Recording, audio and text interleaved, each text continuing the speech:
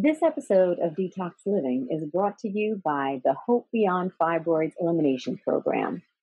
Documented program results include cases of one woman eliminating 50 MRI documented fibroids without surgery, and another having a miracle baby after being unable to conceive for 12 years. Start your journey of eliminating fibroids, PCOS, endometriosis, infertility, and more at the root by downloading and listening to our free Hope Beyond Fibroids Elimination Teleseminar MP3 at www.hopebeyondfibroids.com/elimination. This episode of Detox Living is brought to you by Electric Health. Are you suffering with a chronic or pre-existing condition? Book an e-health consult with one of our electric docs at www.electrichealth.org. Naturopathic, nutritional. This is the best medicine. Hi, I'm Coach Jessie Thompson, your health and nutrition coach and co-founder of the Hope Beyond Fibroids Elimination Programs and the Detox. Welcome to Detox Living with your host, Coach Jessie, where we bring you tips, truths, and testimonials to power your electric living.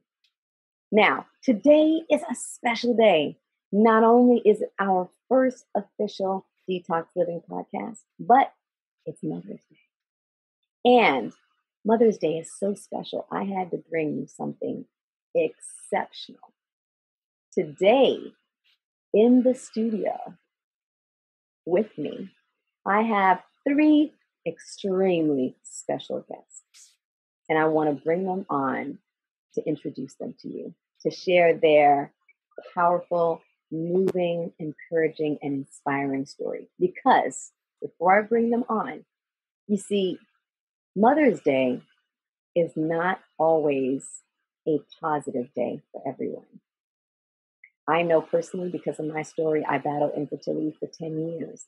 And I remember each Mother's Day when I felt the loss, the grief of my barren womb. And while I celebrated the mothers in my life, I grieved and mourned my own emptiness. And for you who are going through that experience, I want you to know this is just for you. All right? So, without further ado, let us bring on our very special guests. Yes. Yes. First of all, why am I seeing my baby's top head? Auntie is not happy. I need him on the camera. I'm going to start with the most important person in this trio is Mr. Carl Baines Jr. So, Carl, say hi to the people. Say hi, Jessie. Hi. Now, you have to understand, Carl is a Hope Beyond Fibroids Elimination Program miracle baby. Okay? He is miracle baby number, I don't even know, but I tell you what, he is the most important miracle baby in the Baines family, right, y'all? So absolutely. I don't want to ignore y'all because y'all are both special too, of course. Right. So I have to, of course, introduce Rachelle, who is the founder of Rachelle Baines, who is the founder of Healthy Haven Health Coaching, and one of our Hope Sisters from the Hope Beyond Fibroids Elimination Program, and her amazing husband, Carl Baines, who is the CEO of The Paradigm Effect, where they're thought leaders in transformational thinking. So welcome to today's first show. Yay! Yeah. I'm so excited that people get to hear your story and a very special time. I mean, we just came off of in April, National Infertility Awareness Week, right? Yes. And we're actually, Mother's Day kicks off in the US. It kicks off National Women's Health Week. And I thought this is, such a powerful time to share stories of something that affects so many women and families, of course, right? So, of course, showing our dear guest, Mr. Carl. Carl, I just want you to know, I know you're going to change this world, boo. Because you were prayed for. Absolutely. Sacrifices were made for you. You were here on purpose. So that blessing, it's all on you. All right, let's get right into the story. Because you know what? I forgot to say, this is your first Mother's Day. So happy Mother's Day! Yeah! What an honor to share this moment with you, Rachelle. Obviously, I'm about to cry. I know it's like that first Mother's Day. So thank you. Thank you for valuing us and all the families and the sisters and the brothers who will be listening to this, taking time to say, you know what, this was important enough to share. How are you feeling today? Well, I'm feeling great. I think today is surreal because last year I was pregnant this time, but now it's even sweeter now that he's here. Now that he's out the womb. Exactly. He's a full baby. Yes. So congratulations. And Carl, what is this like for you? I mean, just a testament to what you guys do and, you know, her willingness to go through the process. So I'm excited and I'm just here to support her and just give her everything she needs in this journey. So, you know. Oh my God. Well, listen, I know you guys are excited because you're seeing this and you want to know the backstory, don't you? Of course you do. So we got to spill the tea. We got to dig into the details. So I know, when people see your amazing, beautiful family, they don't know what it took for you to get here, right? They don't know the winding road and everything involved. So I want to give them a peek. So let's start with the first question is, what actually was the condition you were battling that brought you to the Hope Beyond Fibroids Elimination Program? Well, prior to starting the program, I was suffering from uterine fibroids and infertility. But now, looking back after I've been through the program, I realized I'd been struggling with, probably estrogen dominance my whole life. Now, for those of you who don't know what estrogen dominance is, one of the things my partners in this program are Dr. Amun and Dr. Amsu of Electric Health. And they have done amazing work in really forwarding the real research around the fact that, and this is actually in white papers, so you can actually research it, but estrogen dominance is the root cause of inflammatory conditions, including reproductive diseases, such as fibroids, infertility, endometriosis, polycystic ovarian syndrome, right? And I know for you, we'll get into it later about how, as you started to learn that, Rachelle, it was all clicking. Like, yeah, this makes sense. But, looking back, what were some of your symptoms, when you're, is it in your teens? When did this start? What kind of symptoms are you referring to? Yeah, definitely. It started as a teenager. The minute I hit puberty, I started to have the acne, breakouts all of the time, really bad periods with cramping. I mean, it was just a bad experience. I would be out every month, while school was in because of all of the cramping and the pain. I just wasn't able to attend school in those days that I would have my cycle.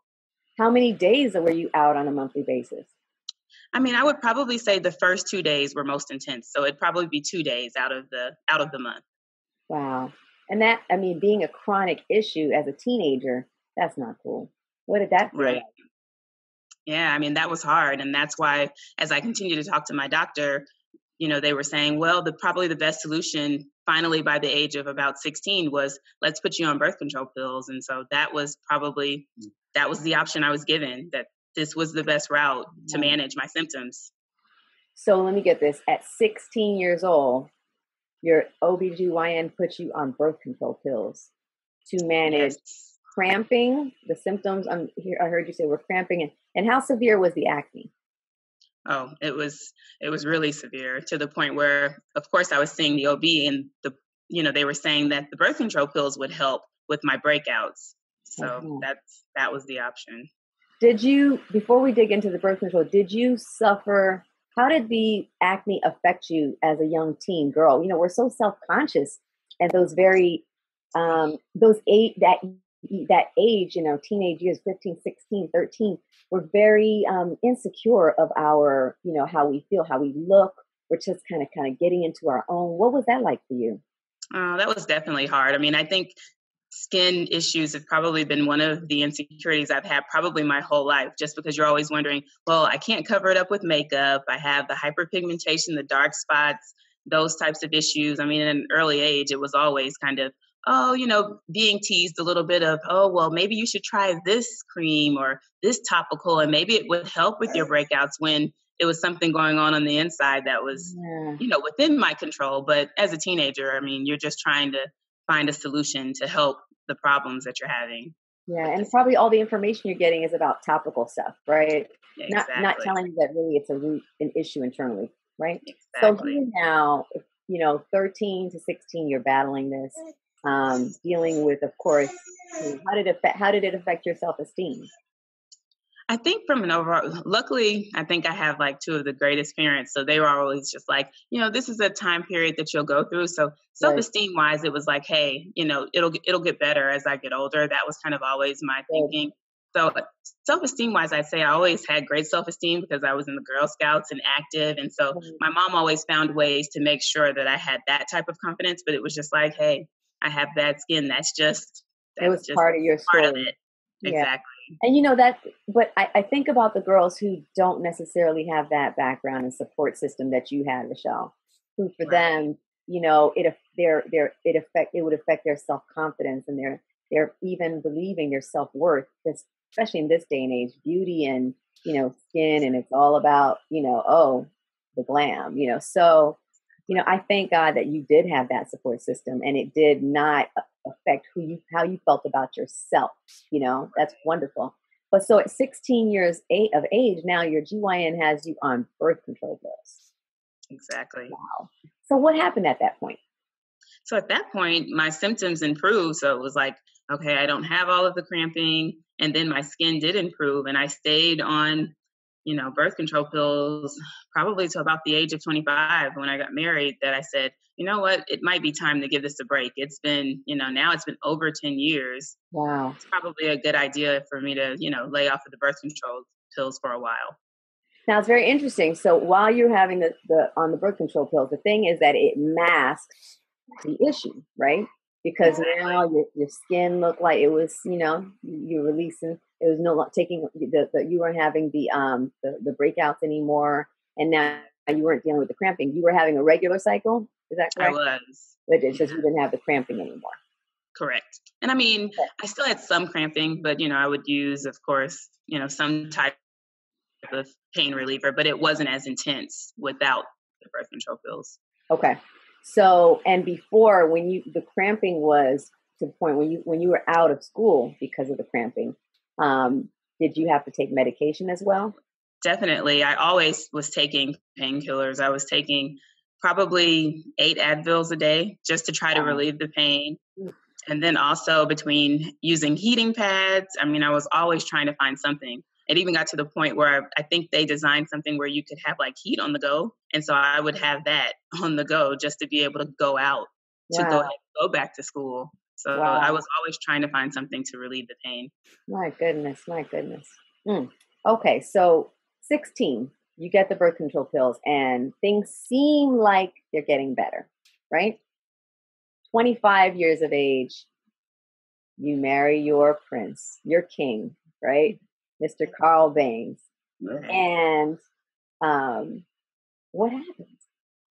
So, get off the birth control pills.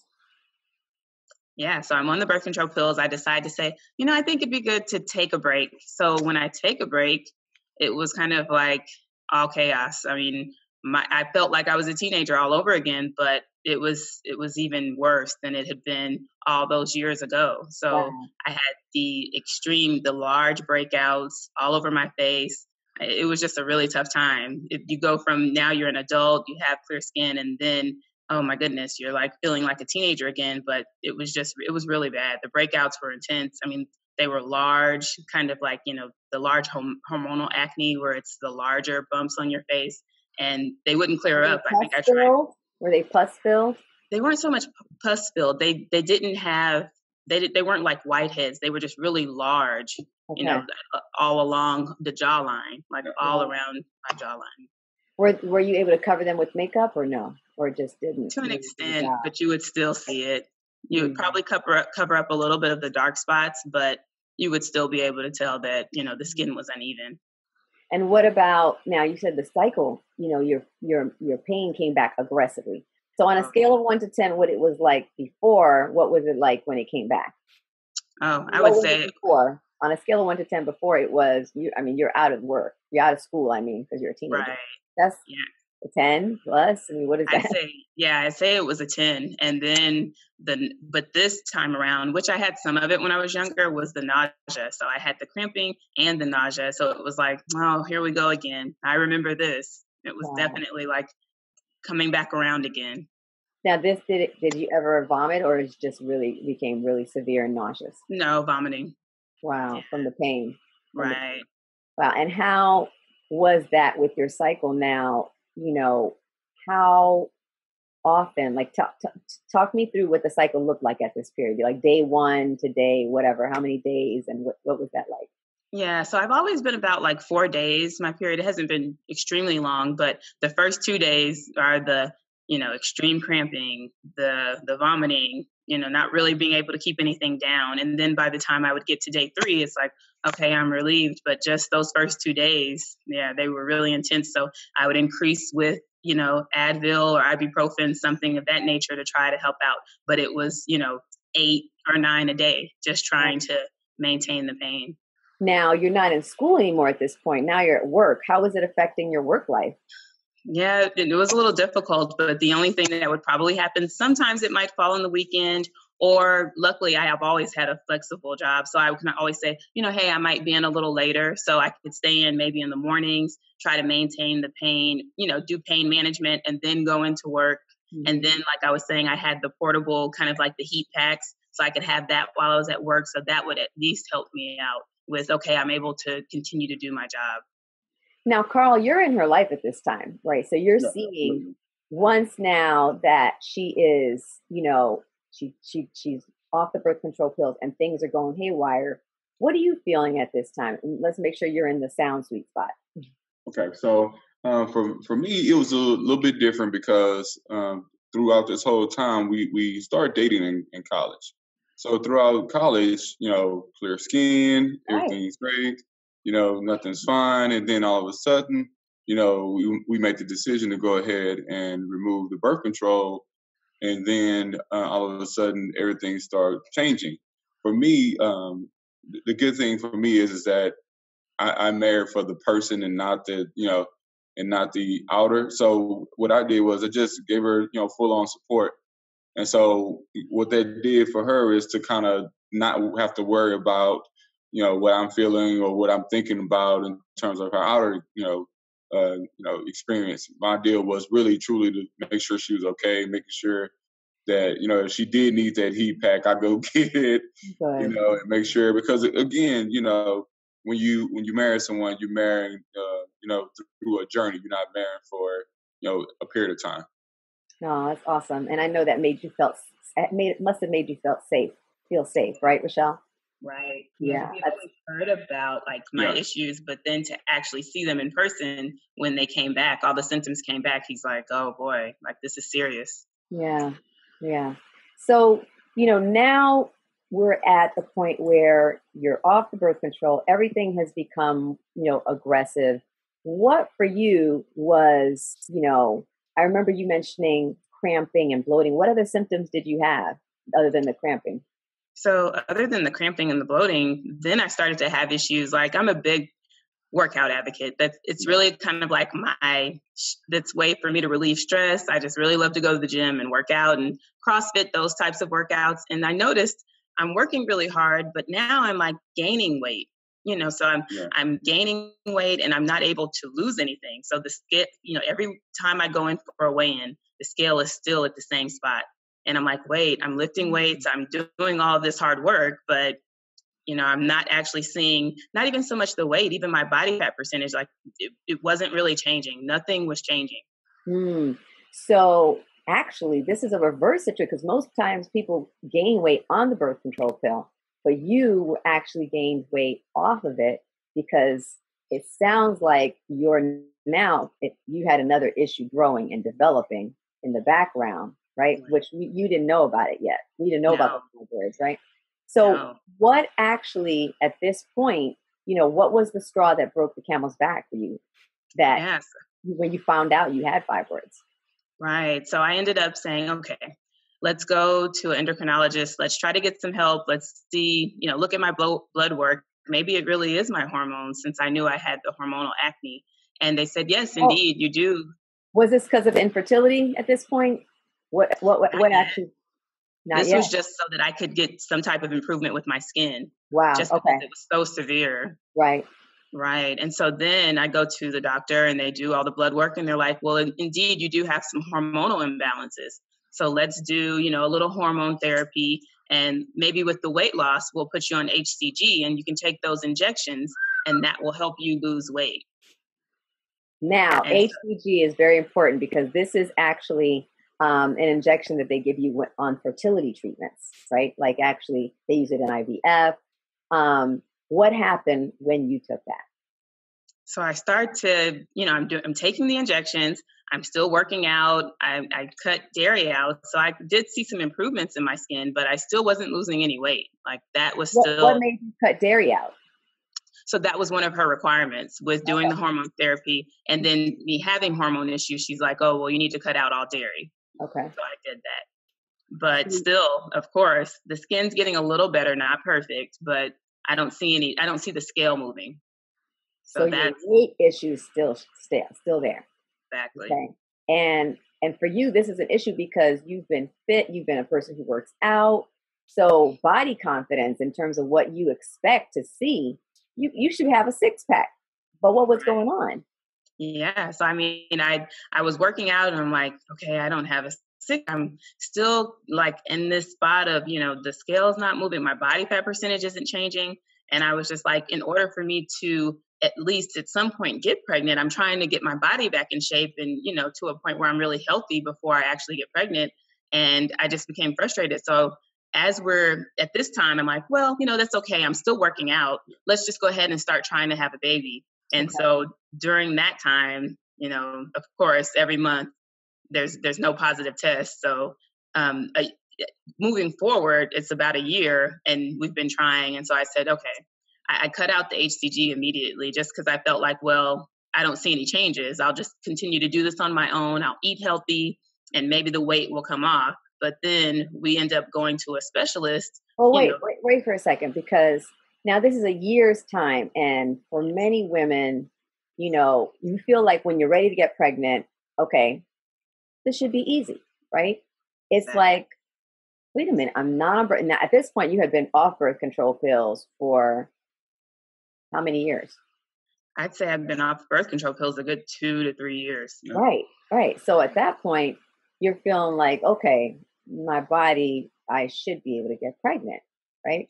Exactly. So what was it like for you every month? In the beginning, you're just like, well, I'm just getting started. People say that it takes time. And then I think when I got to the 6-month mark, I said, okay, every month was like a disappointment. Yeah. When your cycle would start, it was disappointing. I think in the beginning, you're like, oh, yay, this month I have my cycle. But every month I didn't. It was like, okay, I'm not pregnant. Let's try again next month. Let me look at the calendar and try to see how I can make sure that we hit the correct date. So that it was a disappointment, unfortunately, every month. What was it like for you at this point, Carl?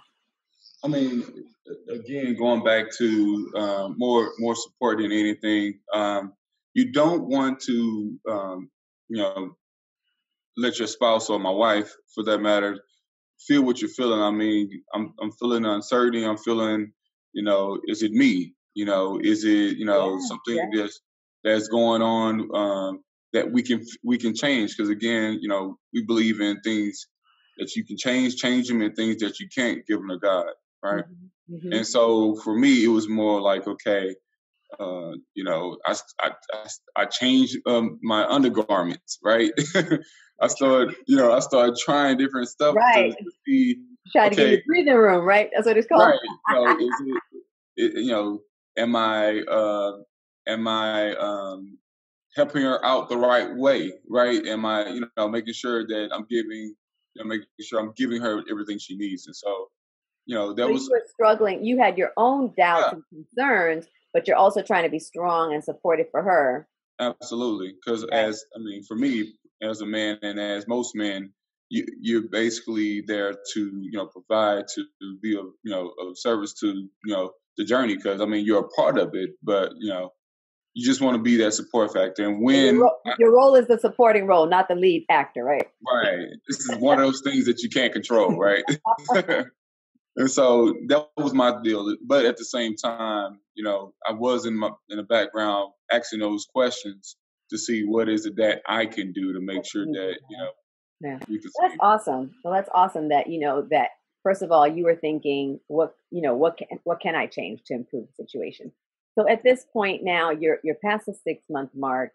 And I remember, you're right, that 6 months, it's like at 6 months, they feel like, oh, you at least give yourself 6 months before really, I know infertility is officially a year, but really the 6-month mark is where they're like, don't wait past 6 months. Start to inquire, find out what's going on. So at the year mark, you're like, I need to look into this, right? Yeah. And now, are you actually saying I'm dealing with infertility at this point? So at that point, we go to the fertility clinic and we meet with the doctors and we kind of let them know our concerns. And so they always run labs and they kind of check you out to make sure things look normal. And so he's like, well, let's make sure we do a sonogram and we're able to look in more detail. And so during that sonogram, he said, well, I do see uterine fibroids. And he's like, let's go ahead and schedule an MRI so that we can know exactly what we're dealing with. So now, had you heard about fibroids at this point? Did you think you might have it? What did that sound off to you when you were hearing those words? Jessie, the minute I heard uterine fibroids, I knew exactly what I was dealing with because my mother had uterine fibroids and ended up having a hysterectomy from, complications with fibroids. My aunts, just people in my family. So I was definitely familiar with it, but I had always told myself, well, I'm doing different things. I'm not going to have those issues because of course you have family members that always tell you, well, you're going to have fibroids because I had them. That's in our community. That's exactly right. And this is actually a good time to pause because what you just indicated is really, it's evidence of the fact that statistics say that 80 to 90% of Black women will battle fibroids by age 50, right? But what people try to say is that it's genetic. Well, the truth is it's inherited by virtue of lifestyle, not genes. Yes. Okay. That's a key thing because one of the things we if you haven't yet, I'm going to just say, please, if you are battling fibroids, infertility, or some sort of estrogen dominance, reproductive disease, or even inflammatory condition, please go to hopebeyondfibroids.com/elimination. Download our free teleseminar where you get all this rich, good information to learn about the actual root cause of these inflammatory diseases, which is estrogen dominance. Very important information. And you can also get it at thedetoxnow.com/gift. This episode of Detox Living is brought to you by Electric Health. Are you suffering with a chronic or pre-existing condition? Book an e-health consult with one of our electric docs at www.electrichealth.org. Naturopathic, nutritional. This is the best medicine. So again, we know what we do know about estrogen dominance is that it develops in the body through stress, diet, and pollutants. And those are things that are inherited in a lifestyle, right? What you are exposed to, the way you process your stress, right? But that's usually the way you learned it, right? If you're a person who stuffs down your emotions or someone who always, explodes in rage, or you're a person who basically tries to just keep everything in peace and you don't even deal with your own, face the issues because you don't like confrontation. All these things cause pressure internally that pumps our bodies with cortisol, as well as if we're people who are so quote unquote success driven or trying to find significance that we don't create margins in our lives and we're so busy that we put ourselves under all this pressure. And then there's, of course, the food, the nutrition plan, because when it comes to food, literally, we know that food is, what we eat. Either we're eating foods that are healing or hurting us, and that estrogen dominance does come into our bodies through our diet, as well as the pollutants. So for you already know about you, which is important. So many women don't know. So you knew about fibroids, right? I did. But when you heard it, what did that set off in your heart and mind? I just, the minute that he gave me that news, I was so emotional and I started crying in the office. Well, I end up needing a hysterectomy. What will be the end result for me? Because of course I know how it played out for my mother. So I think the minute I found out, I just broke down. Yeah. And so I know in your head, you must have, now you're trying to get pregnant, and now you're thinking about something that had made your mother have a hysterectomy. Yes. Right. So all in your head, you're like, oh my God, now what does this mean? Am I not going to be able to have kids? You're still young married, right? Like not even 5 years into marriage at this point, right? Yeah, right. And now here it's like, did the diagnosis feel like, like something just, not a death sentence, because it wasn't a life-threatening, it could be, but it's not what you think about automatically, obviously. But, did your heart just drop? Yeah, for me, it was just extremely emotional. I think I questioned myself more than anything, because I was saying, well, I got married at 25. Should I have, had children younger? I'm not really that old, but still maybe the fibroids wouldn't have shown up at 25 and I would have had a higher chance. So I just continued to probably question myself and say, well, maybe I focused too much on going to school, going to grad school, career. I should have been more focused on, my health and trying to have a baby a lot earlier. It's an interesting point that you bring up, because we do, research does show that when we have children earlier, there are research shows that women who have children earlier have less risk or less cases of developing fibroids. But the truth is, we're juggling so much, right? Like, we're juggling so much, especially in this world. And don't get me started on the whole feminist thing. But the point is, we have a lot that we're battling. And now you're feeling guilt, you're feeling blame, you're blaming yourself, when the truth is your body is now in a place where you have a new issue to deal with, right? Exactly. So, what for you transpired at that point? So at that point, I immediately schedule, they're telling me, okay, you need to have a myomectomy. And, the sooner the better. So, of course, I'm extreme. Let me tell people what a myomectomy is. Everybody doesn't know, but it is a surgery to remove fibroids from your uterus without, they have to cut you open. You can have a laparoscopic, hysteroscopic. Those are actually through scope, myomectomy, or they can cut you open, but it's a surgery to remove fibroids, which are benign, 99.9% of the time, benign tumors that form in and around the uterus. There could be submucosal, subserosal, intracavity, pedunculated, and also intramural. Those are definitely different locations, all right? But typically 99.9% of times they are benign, right? And again, as we said, they affect up to 90% of Black women, but 50 to 70% of women at large, all right? So this is really a women's issue. It is disproportionately affects Black women, but and women of color, but it really is a women's issue. So going back to your at this point, they're telling you to schedule a myomectomy, a surgery. Have you had any surgery in your life at this point, Rachelle? No. So at that point, I'm just really scared, but of course we want to have a baby. So I'm really emotional at that point. And so I'm like, yeah, let's do it. Let's go ahead and schedule it, just so that I already know what the date is. And, I'll just have to mentally work on preparing, to have surgery, because that was the only option I was given, is that, in order to have children, this is the route you need to go in. So what shifted for you? Because somehow you ended up at the Hope Beyond Fibroids Elimination Program. Yes. You were scheduled for a myomectomy, but somewhere along the line, you took a detour, and we're happy you did. So the funny thing is, before Carl and I even went to the doctor, we said, let's be clear. We're definitely not going to make any decisions once they give us any type of news. Let's go home, make sure that we're able to process it, and then we'd make a decision. But as you can see, I get in the office, they tell me I cry, I'm emotional. And then I said, let's schedule the surgery immediately. So I think when I got home, I said, Rachelle, come on, like this really is not what you wanted. Maybe you need to sit back a minute and really think about the decision on how you want to handle this. So at that point, I called the doctor back and I said, let's, I'm going to give myself some time. Let's go ahead and cancel the surgery for now. And so at that point, I just really started to do my research and try to find alternate routes on how I could be able to shrink the fibroids, or is there something else I could do so that I wouldn't have to have surgery? Because I just heard so many stories of people saying that, they had scar tissue, and even after they had the surgery, the fibroids come back, or they weren't able to conceive. So I had to go back and really have a conversation. And Carl said, yeah, I think we were just a little emotional. So let's go try to find another route. That's a very good point, because, you're in the doctor's office and all they're telling you is, well, you have to have a myomectomy. You have to have a surgery. Like there's no other option available, right?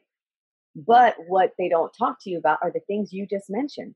They don't say, well, but know that if you have the myomectomy, there's a high risk. In fact, they do come back. It's just a matter of how the estrogen dominance actually reveals itself. It may come back in fibroids. It may come back in cysts. It may come back in weight gain that you can't eliminate around your belly, or you become pre-diabetic, some other inflammatory response, right? They don't tell you that you are at risk for scar tissue that can create infertility in the first place, which is the reason you are concerned and feeling moved to have the surgery, right? Right. And they don't tell you about just the risks of, like surgery. For me, when I had my second myomectomy, 10 days later, I had to be opened up again because I developed something called adhesions. The scar tissue formed adhesions, which is scar tissue is normal from surgery, called adhesions that knotted up, created an obstruction in my small intestine, where my small intestine became knotted up. And 10 days later from major surgery, where they cut me open, stem to stern vertically, they had to cut me back open 10 days later. Not even a glimpse of being recovered yet, because I now had an intestinal issue caused by that surgery that I never had before surgery. So again, that's just one complication. They don't talk to you about all the other potential complications. So the good news is, though, because you guys had conversations, I think you had a perspective, about, I heard Carl say, change what you can, and what you can't, you give to God, right? And you knew what you heard at the doctor's office. You're like, you know what? You had said, let's not make any decisions. Let's come back. So when you came home, you kind of like got some perspective. You're like, you know what? Hold on a second. Let's pump the brakes. So what happened when you pump the brakes? So I just immediately just said, I think I prayed and just said, God help me to find a program that's going to be best for me. So I did try one other program they had out there that's supposed to be for fibroids, and it just, I didn't feel like it had enough structure and really gave me the information I needed. So as I continued, the funny thing is I had seen I think a post of your book first, but because I had tried so many programs, you kind of feel like, oh, well, is this real? What is it? But then I had seen someone talk about your book, and I think they had like a few excerpts or something from it that mentioned kind of your journey. And that's when I said, wait a minute, this is real. Let's go ahead and try it. But it took me 6 months to make a decision. But, hey, it was the best decision I ever made. Oh, I'm so happy you made that decision. Carl, we're so happy you made that decision. I know you eating, boo. I know you eating. Oh, he was. Hi, boo. Can we just say hi? Can we just say hi to you? Because you're the reason we're here. Yes, yes, yes. All right. So you found the Hope Beyond Fibroids Elimination Program on Instagram or something like that? Social media. Yeah, Instagram. Social media.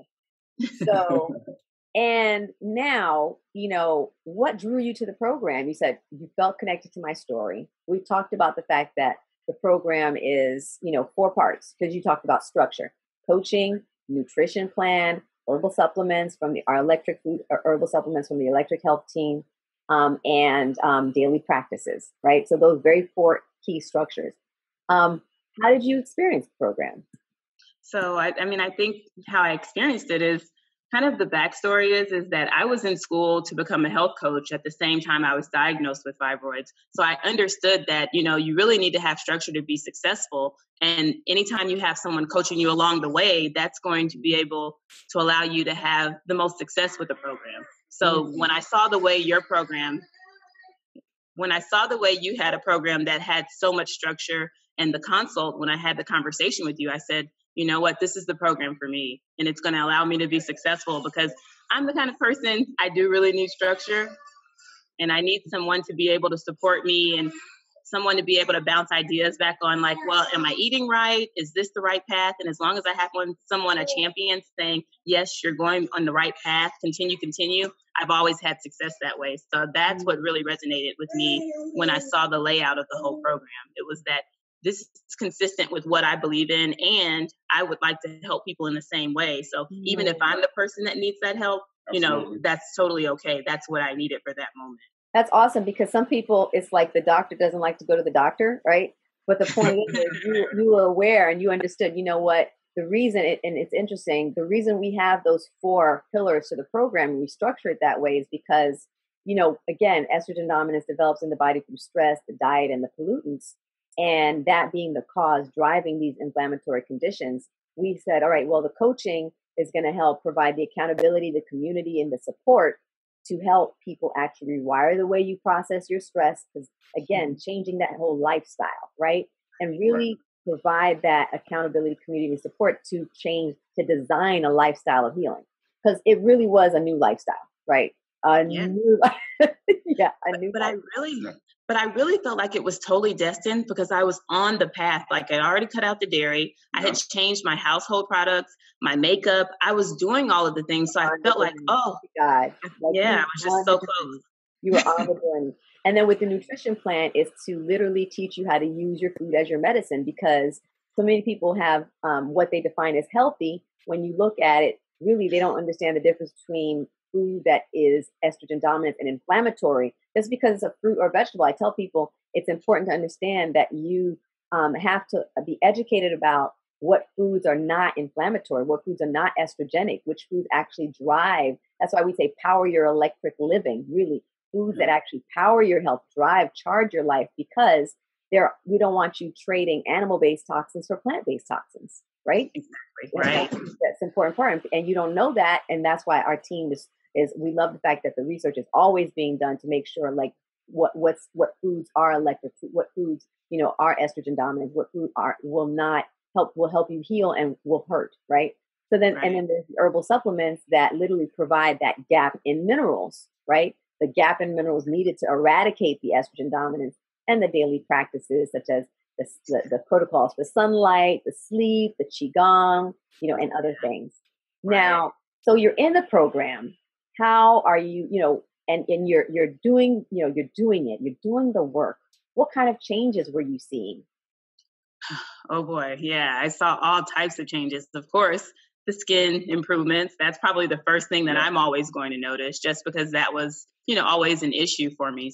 So your skin is beautiful. First of all, your skin is beautiful. Hello. Helen and Poppin. Hello. Thank you. So then I start to see the improvements with the skin. And then, of course, the number one improvement I see is my cycle comes around and I'm like, wait a minute. No cramping? Are you kidding me? Like, I'm not taking any painkillers whatsoever. Like, this is the first time in my life that has ever happened. Wow. Literally the first time in your life outside of the birth control cycle, which we knew created other issues. Right. But you had no cramps with your cycle. That's called liberation. Can we say exactly? God. Yes. Yes. Right. Literally deliverance, right? Healing but this is the thing, people don't realize your body this is the way your cycle's supposed to be, Rachelle, right? You were having what we call the happy period, which is no pain. Like, it came with no pain and it left with no pain. Yeah. What was the bloating? I mean, you had mentioned bloating, vomiting, all of that. Yeah, no vomiting, no bloating. I'm like waiting around as each day passed, I'm waiting for like a symptom to show up. But it's non-existent. I'm like, oh my goodness, this is so What awesome. was that like for you, Carl? I wasn't going to go get heating pads or going to go get ibuprofen or ginger ale and crackers or all the the deal. No, absolutely. So it was great, and to see her happy. I mean, for most women, they dread the time of the month, but for her to be happy through it, made me happy. Obviously. Yeah, because her cycle's changing. Her cycle's it affects hey, her demeanor, the way we communicate, everything. So yeah, communication of all. Absolutely. Hello.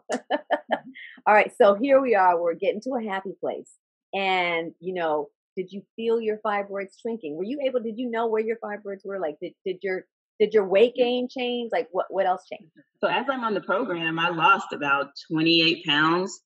So of course we started with the 14-day detox, and during that time, I was able, and for the first time, I mean, I have so many pictures, like kind of showing my before, and then as I'm going through the program, and so I definitely could tell the difference. It was like, oh my goodness, I'm back in my old clothes that I wasn't able to fit in. Yes. Oh, that's awesome. That's awesome. So at what point do you say, you know what? Let's start trying. So the funny thing is, all during that time, we had kind of said, you know what, we're not going to really stress and focus on it. And so when we ended up pregnant with Carl, I think we weren't even really, I knew, of course, the time frame that, okay, here is when I'm ovulating and all of that. But we had really stopped having this set structure. So I'd say that but I do remember we were in a call with the doctors, and I kind of asked, well, should I really just be focusing on just shrinking the fibroids right now, or is it okay to still try? And they were like, well, no, it's okay for you to still, try to have a baby. And so that's when I said, okay, well, I'm open to that, but I wasn't really just super focused. I just was focused on getting healthy. That was the main focus for me. It was let's improve my health. And as soon as I start feeling better, losing the weight, that will come. But it just so happened that it happens all during that process. Wow. Well, now something happened, important change too, right? Because I remember you saying, hey, Jessie, I think I want Carl to start taking the supplements. And Carl, were you eating what she was eating? Did you start taking, what happened? Immediately when she went on her journey, I did too, pretty much, because she was the one that was cooking, right? Yes. I come in the house, that's what's to eat. So, okay, arugula salad. Arugula salads and hemp seeds and, chia seeds and all that good stuff. So I was, I think me buying in really gave her the understanding that if he is a part of this, then, that's one thing I don't have to worry about. So when she came with the supplements, I just felt that, hey, let's go ahead and let's do this together. If it's nasty, I'll taste it, and whatever I got to do. Because I've always believed that in life, that in order to get what you want, there's sacrifice. Yeah. And not necessarily, a negative, tone to it, but to a sacrifice of growth, sacrifice of investment. Could we call it an investment? Yeah, I think that people will see that as more of a positive note, but investing in, what it is you want out of life. And so I told her, I said, I'm game. And I think as soon as we did that, literally a month later, she was pregnant. So that's why I say to men out there, I truly feel that if you guys are a part of this and watching this, or your wife is sitting on a couch and she's pointing at the screen and saying, look at this, the one thing that I really want you guys to focus in on is the buy-in. As soon as you buy in, I'm telling you, things will gradually happen faster than you'll believe. Yeah. Interesting enough, I remember getting what I call the cryptic email from Rachelle, and it was on February 21st, 2017. I'm looking at the email now, and it says, good morning, Jessie. I hope all is well. I have a quick question. Is it okay to stay on the supplements if you're pregnant? I just want to verify. To that, I replied, absolutely! Exclamation.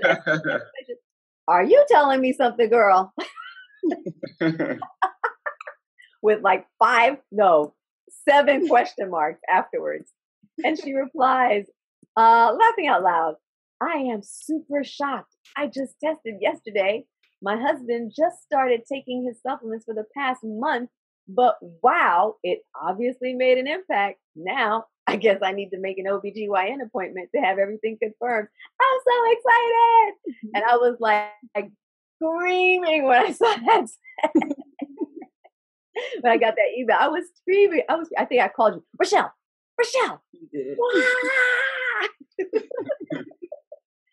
Yes. And it was like, oh my God, what did that feel like for you? Like, first of all, what made you get the test? Because I didn't get the backstory on that. The funny thing is I was out of town on travel. I was in Tampa, Florida. And so I continued to say, oh man, wait a minute, my cycle, it's been a few days, but I'm of course just like, well, things may have changed. Right. I've been on, travel. So there might be a reason my period's a little late. It wasn't even dawning on me that, wow, you could be pregnant. So I look up and I'm like, while I'm out of town, it's been over a week. And that's not really normal for me. Normally it's, pretty much every month. And so while out of town, I'm like, well, should I wait until I get home or what should we do? And so we ended up FaceTiming and I did the test. And that's when I'm like, oh my goodness. And then I'm like, well, no, that's just the first test. Right. Let's test again. It might not be accurate. Right. And so testing the second time, I'm like, oh my goodness, I am pregnant. So it was just surreal. Like, so what was that, Carl? What was that like for you? FaceTime of your life. Let's really be honest. So a week prior, right? So we having a conversation about something that's really light, nothing heavy. And she starts coming into tears. Oh, and I'm like, I didn't say nothing wrong. And immediately I was like, I think we are pregnant, but I'm gonna wait. I'm gonna sit back. The prophet of the house. You sensed it. I'm like, there's something different. And when she went out there, she took the test without me knowing. And of course, I had my little personal party time while she was gone, and just reflected on, he's here. And so once we knew that, we immediately took everything in, gravitated to the testament of what you guys do. Yeah, that's phenomenal. And it's interesting because, you still had fibroids at this time because we didn't confirm like they were completely eliminated. It's not like you waited till they completely eliminated. Of course, your cycle had completely changed. We know the estrogen dominance was eliminated, right? Because how the program works is that it first attacks the estrogen dominance, which is the root cause of the fibroids, which is why it actually prevents the fibroids from going back when you do it this way, right? Whereas with the surgery, it just deals with the symptoms because the fibroids are a symptom, right? And the estrogen dominance is not addressed through the surgery. But here, through the program, we address the estrogen dominance, which is the root cause first, and that starves the fibroids. So they don't have what it was actually feeding them anymore. But the fibroids were shrinking. We knew that because of everything that was happening. But you got pregnant in the middle of all that, right? Yeah. So now, were you nervous about being pregnant with the fibroids? I definitely was nervous. Immediately, you find out you're pregnant, but then I'm like, oh no, I still have fibroids. So I feel like that's another hurdle that I'm going to have to get over. And so, of course, I had large fibroids. One of the largest ones was 23 centimeters. Wow. And then I also had an intracavitary fibroid. So that was the first one that I was like, oh my goodness, is it still there? Because that's in my uterus, and of course I'm pregnant now. Wow. And so the first doctor's appointment,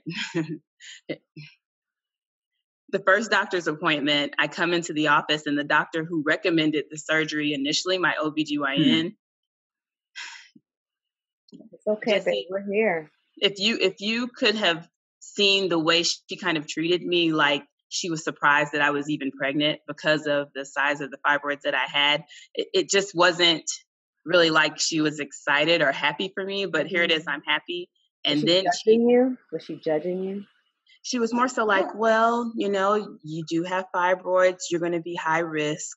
And I just want you to know that ahead of time. So already putting a damper. Yeah, exactly. Already putting a damper on things, and I'm excited. But then when she does the sonogram, she's like, oh, well, that fibroid that you had in your uterus is gone. she, you and I haven't had this conversation, so I'm loving hearing all this.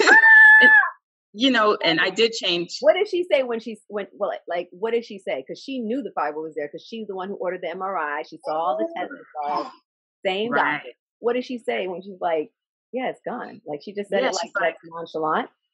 She said it kind of like she just was shocked. Well, that fibroid is gone, but don't forget, you still have the 23 centimeter, and that's really large. And so you're going to be high risk. You're going to have a high risk pregnancy. Where was that large one? What kind of fibroid was it? Was it in the wall of the lining, wall of the uterus? It was outside the uterus. Right. But the issue is that it would crowd your stomach, right? Now, did she say that it hadn't changed in size? It was the same as it was before? Did she? They were saying it was a little smaller, but it was still rather large. Right. But it's just putting a damper on everything. And I'm all about, mindset and positivity. And for you to automatically tell me I'm going to be high risk, I was like, no, I won't be high risk. And I changed my doctor. Good. After that appointment. Yes, girl. You changed it. So here it is. You, first of all, you advocated for yourself. And she missed the huge celebration, because the fibroid that would have been the biggest risk for the baby is the intracavity one. Right. The one that actually, which is why the infertility was no longer present, was the one that was actually obstructing fertility, was the one in the cavity, right? Do you know what size that one was?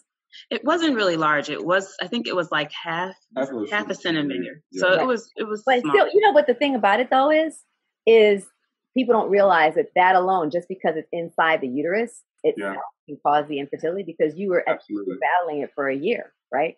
So that one's gone. She's not going to acknowledge the shrinkage on the large one, because she's just going to cause, she's literally just going to focus on the fact that you're pregnant and you have fibroids, right? Exactly. So you change doctors. Number one, if you don't have somebody who's going to believe with you on the journey, take your money elsewhere.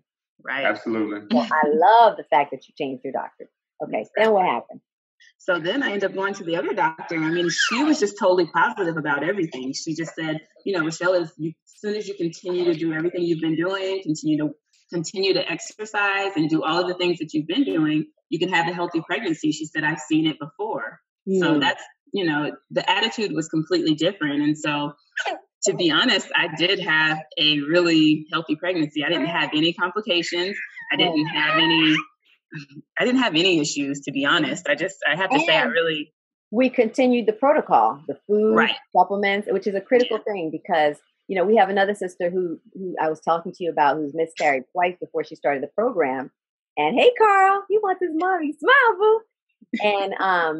And her fibroids literally, she got pregnant within weeks on the program, and she's like 34, 5 weeks now.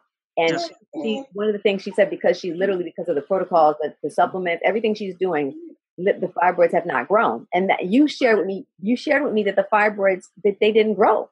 They did not. No. Every sonogram I had, they would always tell me, well, things look really good. Baby's healthy. And, we would be on our way. And I just have to say that, I definitely continue the program with the protocol, with the supplements. That's awesome. And the thing is, the reason is because it was inhibiting the estrogen, right? Because you're not fueling your body with the estrogen from the stress, because you fired that doctor, you found someone who's going to support you. You got a supportive husband. You had the mindset that you were in a place of blessing, right? And the foods, you continued the foods that were inhibiting estrogen, that were foods that were electric, that were not feeding your body with estrogen, right? You were still taking these supplements which were inhibiting the estrogen and providing that gap in minerals to make sure that the estrogen dominance was literally being eliminated, eradicated. And the thing about it is that is during pregnancy, their estrogen does actually develop during pregnancy because of certain estrogen that actually is produced during that time.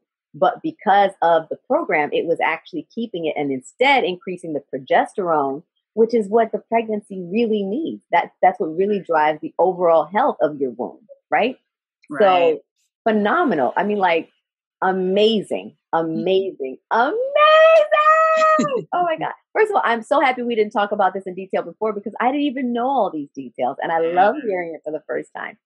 So at this point, you're having a great pregnancy. You're not feeling sick. You're not having complications. and you still have a fibroid that still has to be completely eliminated. It has changed in size, it's reduced, but yet and still it's not causing any complications with the pregnancy, right? Which is phenomenal. Are you at peace at this time? What are you feeling? At what point did you actually feel like, you know what? I'm great. I think probably about halfway, that's when I started to really just say, I think everything's going to be okay. And I was really content. So every time I would go into a sonogram appointment, it was just like I would already know, like, baby's okay. I always say, well, is his growth okay? Because I thought he would have like growth restrictions. And as I continued to see him get larger, it was evident that like, no, things are good. And then I was feeling so good. People were just shocked, like, oh, well, are you just ready to, be done and deliver? I was like, no, actually, I love being pregnant. It's been great. Yeah. So what was the delivery like? So the delivery actually was awesome as well. I mean, I did an unmedicated birth. And so we ended up doing it. Hello, you said that like easy. What? Did y'all hear that? No, fibroids didn't grow. She literally was following the protocol. She had an unmedicated birth. Okay, go ahead, first of all. Yeah, so the unmedicated. Balance. So, I mean, I have to say, it actually went really well. I did have a doula, and so we labored at the house for a period of time. And so by the time we got to the hospital, I was already 6 centimeters dilated. And so we were able to check in, and she just was able. He's all right. He's saying his piece. He's supposed to. Go ahead, boo. Go ahead. So she was able to, like, actually guide me through labor, and we had already practiced and had the conversations. And I think I was just we did have a really good medical staff that night when I went into labor. And so they understood what my desires were with my birth plan. And they did ask. You made it clear. You made it clear what you wanted. And that is why. Right. Yeah. How has this impacted? Oh, sorry. You were saying they did ask you what? No, they ask you one more time, like, are you sure, that, at this point, no drugs. It's the point of no return, right? So how has this impacted the way you raised Carl and your family overall? Because I know that this wasn't something you did just for it. Your lifestyle has changed now, right? Yeah, it definitely has. I mean, I think it just makes me way more conscious of that. Like you said, food is your medicine, and just to be mindful of that. And no matter what, to just really, I think I'm just very focused on this is what works best for my family. And no matter what people's opinions are, that this is what works best. And I have my own testimony, and I've lived through it to know that food can be your medicine. And even with him starting solids and things like that, there's just different foods, and there's other alternatives that you can take when introducing eating food to babies. And you nursed him, and people don't realize that because you were eating the way you were eating, I remember when I had asked you, did he get sick? Because a lot of people don't realize that babies actually, they take on whatever the mother is feeding them through their own diet, right? If there's anything that creates, inflammation in your diet, it would affect him. How have you seen, what has Carl's testimony been? Carl Jr.'s Yeah, so I think Carl hasn't been sick the whole time. I mean, he hasn't had any issues, but the one time, of course, I had a lactation consultant. That's right.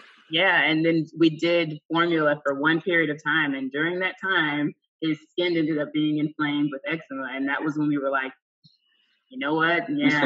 This confirms what we believe to be true.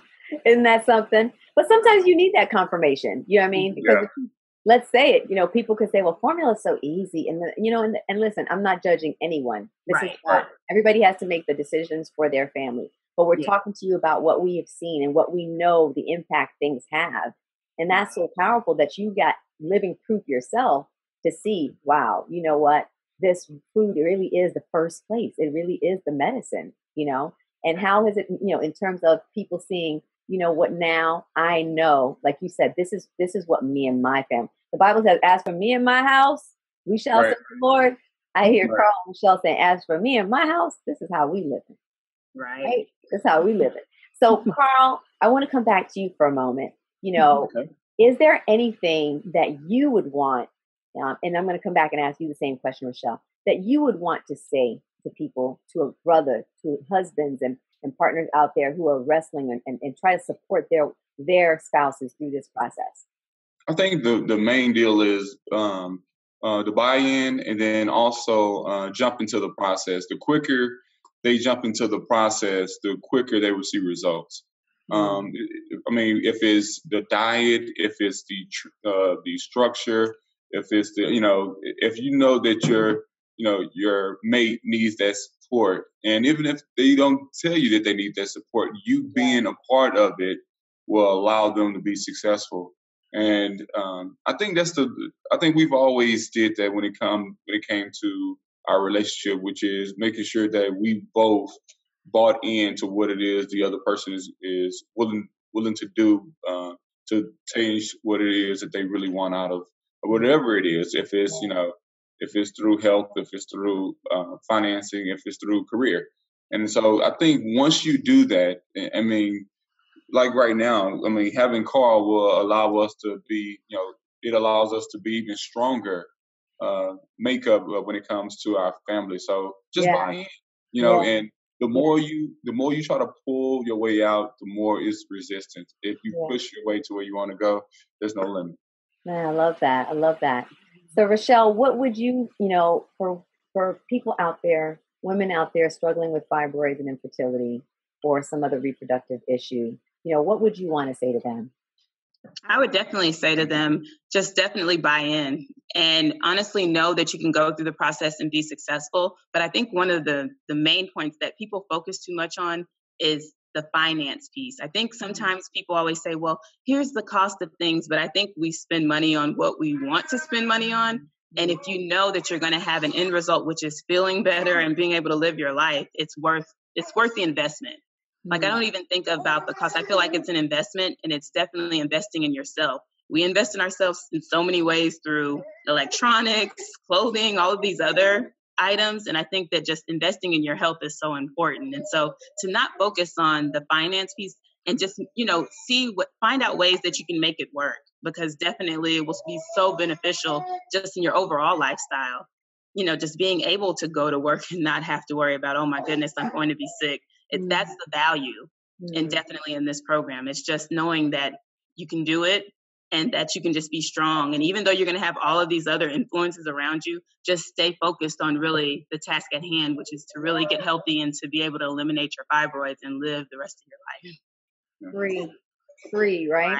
You can't fulfill your purpose if you're not healthy. We tell people, people wrestle with everything from, it's a big sacrifice with regards to lifestyle change.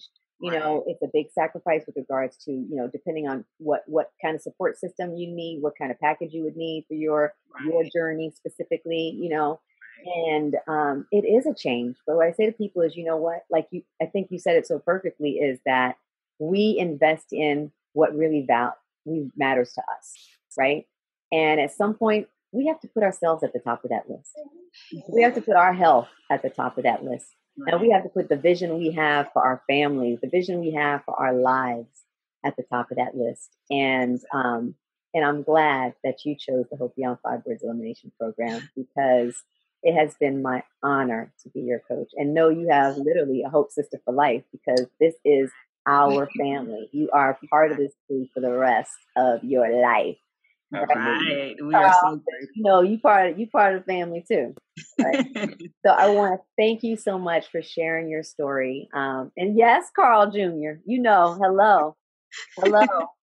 I want to thank you for taking the time to spend your first Mother's Day morning with us, sharing your story with us. That I know it's going to impact millions of people. I know that your transparency, your honesty is exactly what will resonate and connect with someone else.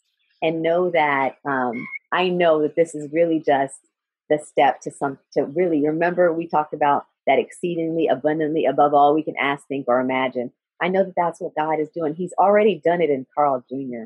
He's already done it in that, and I can't even imagine what else is to come for you guys. So thank you so much. You guys are both on social media, so if people want to ask about or connect with you guys, will you give your Instagram accounts, and so that people know if they want to follow with you? Yeah, so mine is just Rachelle Baines, Rachelle Baines, my name. And guys, just go ahead and follow me at The Paradigm Effect. That's TheParadigmEffect. I know it's long, but it'll empower you. That's right. The Paradigm Effect and Rachelle Baines, RACHELLEBAINES on Instagram, right? All right. Yeah. So, everybody, thank you so much for joining us for our first Detox Living podcast.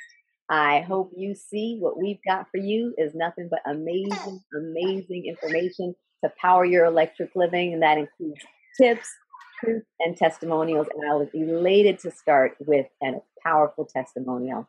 Thank you so much. Subscribe and share so that you will get this content on a regular basis. And if you are battling with these issues, we welcome you to go to our website, thedetoxnow.com/gift for our free bonuses, or hopebeyondfibroids.com/elimination, and get started on your journey of healing, because your miracle awaits. Start healing today. Bye-bye. Oh, one more thing. Follow your girl on Instagram at GESSIETUG, Jessie TUG. I'm your health coach, and I'm signing out for real. Take care, and you be blessed. Bye-bye. This episode of Detox Living is brought to you by The Detox. Whether your goal is prevention or cure, detoxing is your first step to living free of inflammatory diseases such as fibroids, diabetes, heart disease, lupus, and so much more. Learn how to use your food as your medicine to unleash your power to heal.